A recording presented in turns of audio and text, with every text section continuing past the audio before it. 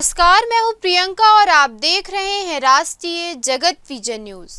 उप मुख्यमंत्री अरुण साव ने अपने नवा रायपुर स्थित निवास कार्यालय में पत्रकारों से चर्चा करते हुए कहा कि छत्तीसगढ़ की 3 करोड़ जनता को लक्ष्य करके मंत्री परिषद का विस्तार किया गया है।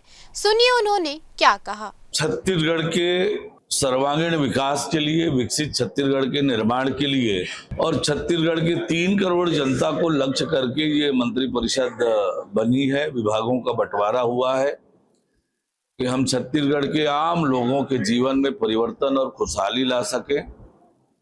सरकारी योजनाओं का लाभ अंतिम पंक्ति के अंतिम व्यक्ति तक पहुंचे, ये हम सब इस ध्येय के साथ काम करने वाले हैं।